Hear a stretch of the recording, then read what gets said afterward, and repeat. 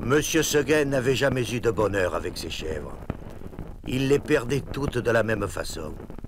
Un matin, elles cassaient leurs cordes, s'en allaient dans la montagne, et là-haut, le loup les mangeait.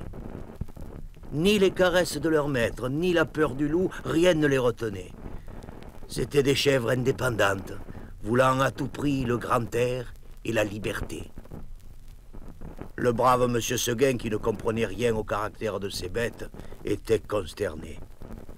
Les chèvres s'ennuient chez moi. Je n'arriverai jamais à en garder une. Pourtant, il ne se décourageait pas. Et après avoir perdu 6 chèvres de la même façon, il en acheta une 7e. Seulement, cette fois, il eut soin de la prendre toute jeune, pour qu'elle s'habituât mieux à demeurer chez lui. Comme elle était jolie, la petite chèvre de monsieur Seguin. Comme elle était jolie, avec ses yeux doux, sa barbiche de sous-officier, ses sabots noirs et ses longs poils blancs qui lui faisaient une houppelande.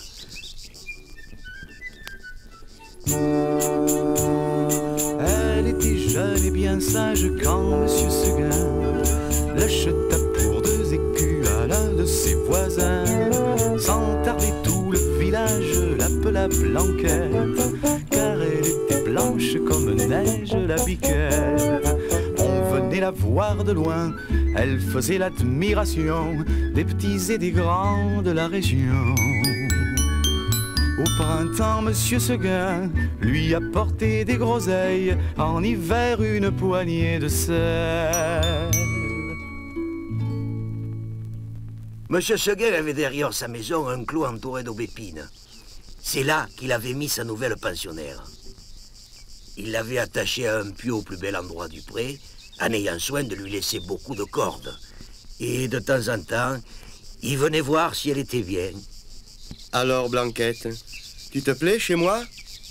La petite chèvre broutait l'herbe de si bon cœur que le brave monsieur Seguin était ravi. Enfin, une qui ne s'ennuiera pas. Monsieur Seguin se trompait. Sa chèvre s'ennuya. Un jour, elle se dit en regardant la montagne: comme on doit être bien là-haut. Quel plaisir de gambader dans la bruyère, sans cette maudite longe qui vous écorche le cou.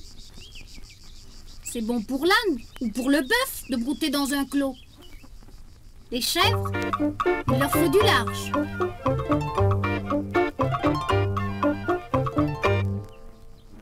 À partir de ce moment, l'herbe du clos lui parut fade.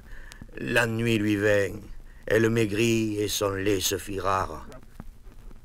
C'était pitié de l'avoir tiré tout le jour sur sa corde.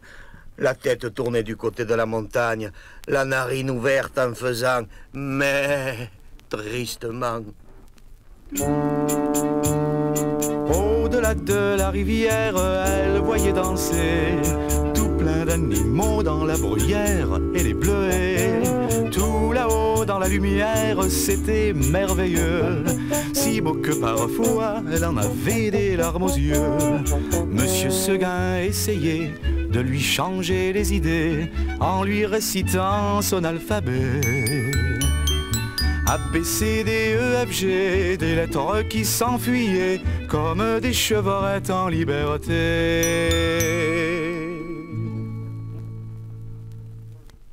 Monsieur Seguin s'aperçut bien que sa chèvre avait quelque chose, mais il ne savait pas ce que c'était. Un matin, comme il achevait de la traire, la chèvre se retourna et lui dit dans son patois: écoutez, monsieur Seguin, je me languis chez vous. Laissez-moi aller dans la montagne. Ah mon Dieu, elle aussi? Et laissant tomber son écuelle, le brave monsieur Seguin vint s'asseoir dans l'herbe à côté de sa chèvre. Comment, Blanquette? Tu veux me quitter? Oui, monsieur Seguin. L'herbe te manque ici? Oh non, monsieur Seguin. Tu es peut-être attaché de trop court. Veux-tu que j'allonge la corde? Ce n'est pas la peine, monsieur Seguin. Mais alors, qu'est-ce qu'il te faut? Qu'est-ce que tu veux? Je veux aller dans la montagne, monsieur Seguin. Mais malheureuse, tu sais pas qu'il y a le loup dans la montagne? Que feras-tu quand il viendra? Je lui donnerai des coups de corne, monsieur Seguin. Oh, le loup se moque bien de tes cornes. Il m'a mangé des biques, autrement encorné que toi. La vieille Renaude, par exemple. Celle qui était ici l'an dernier. Une maîtresse chèvre, celle-là. Forte et méchante comme un bouc. Elle s'est battue avec le loup toute la nuit.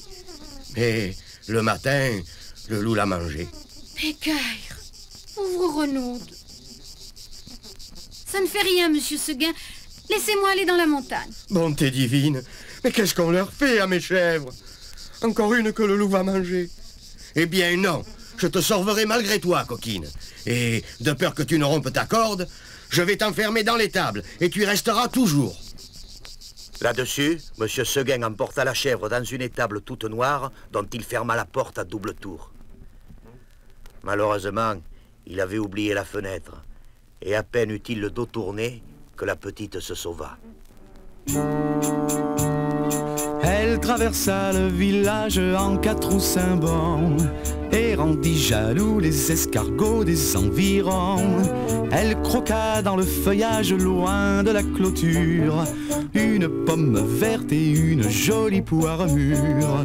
Quand le soleil se leva par-dessus les peupliers, la petite chèvre souriait. Un écureuil lui montra le chemin de la forêt, la grande aventure commençait.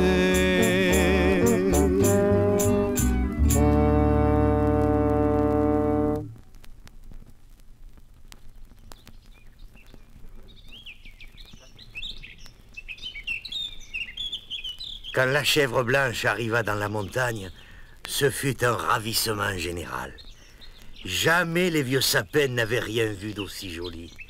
On l'a reçue comme une petite reine. Les châtaigniers se baissaient jusqu'à terre pour la caresser du bout de leurs branches. Les genêts d'or s'ouvraient sur son passage et sentaient bon tant qu'ils pouvaient.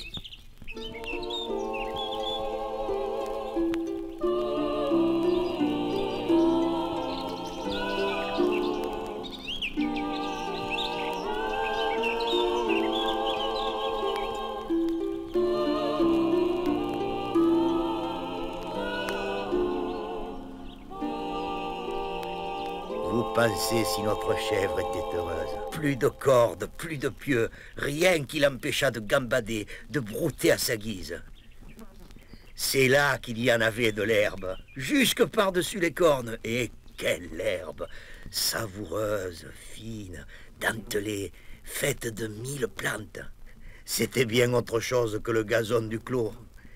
Et les fleurs, donc, de grandes campanules bleues, des digitales de pourpre à longs calices, toute une forêt de fleurs sauvages débordant de sucs capiteux. La chèvre blanche, à moitié saoule, se vautrait là-dedans, les jambes en l'air, et roulait le long des talus pêle-mêle avec les feuilles tombées et les châtaignes. Puis, tout à coup, elle se redressait d'un bond sur ses pattes. Hop, la voilà partie, la tête en avant, à travers les maquis et les buissières, tantôt sur un pic, tantôt au fond d'un ravin, là-haut, en bas, partout. On aurait dit qu'il y avait 10 chèvres de M. Seguin dans la montagne. C'est qu'elle n'avait peur de rien, la Blanquette. Elle franchissait d'un saut de grands torrents qui l'éclaboussaient au passage de poussière humide et d'écume. Alors, toute ruisselante, elle allait s'étendre sur quelques roches plates et se faisait sécher par le soleil.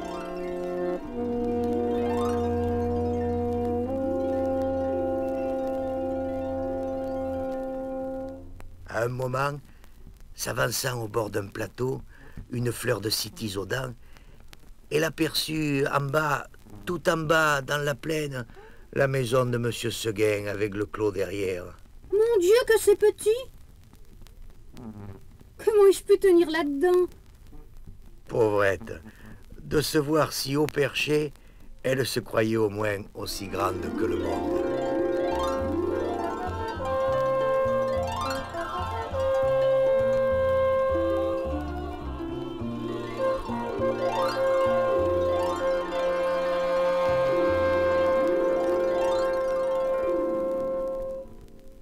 En somme, ce fut une bonne journée pour la chèvre de M. Seguin.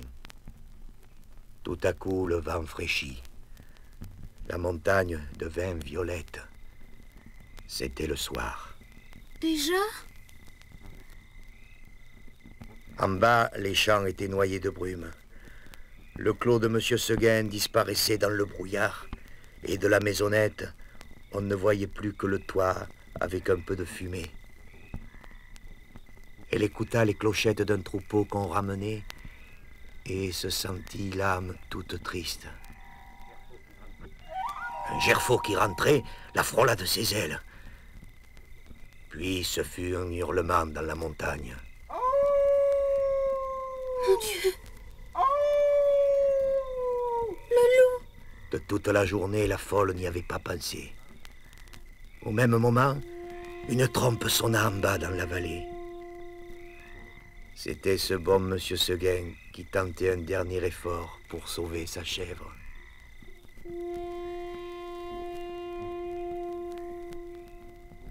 Ouh, ouh, faisait le loup. Reviens, reviens, criait la trompe. Blanquette eut envie de revenir, mais en se rappelant le pieu, la corde, la haie du clos, elle pensa que maintenant elle ne pourrait plus se faire à cette vie et qu'il valait mieux rester. La trompe ne sonnait plus. La chèvre entendit derrière elle un bruit de feuilles. Elle se retourna et vit dans l'ombre 2 oreilles courtes, toutes droites, avec 2 yeux qui reluisaient. Ah ah, la petite chèvre de Monsieur Seguin. C'était le loup. Il était là, énorme, immobile. Regardant la petite chèvre, il la dégustait par avance et passait sa grosse langue rouge sur ses babines d'amadou. Blanquette se sentit perdue.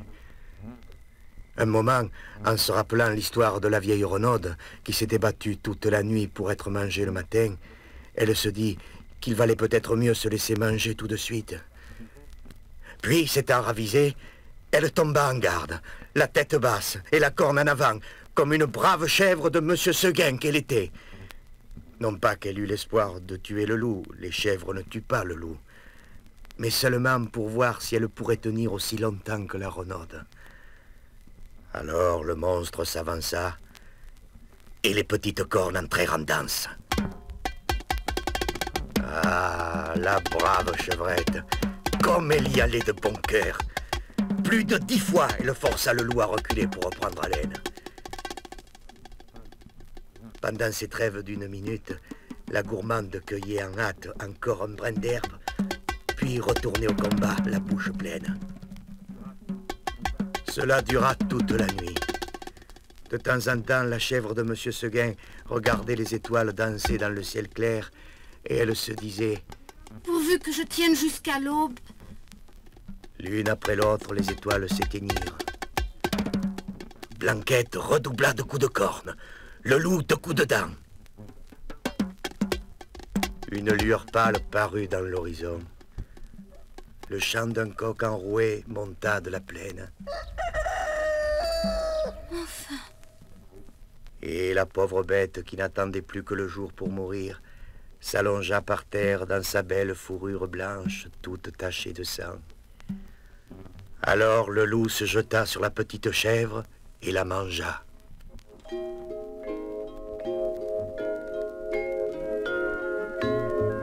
Aux 4 coins de France, on ne t'oubliera pas. Le Mistral en Provence nous parle encore de toi qui affronta le loup jusqu'au petit jour, avant de fermer les yeux pour toujours. Je t'imagine heureuse, tu cours, tu vagabondes, toi la plus courageuse des chèvres de ce monde.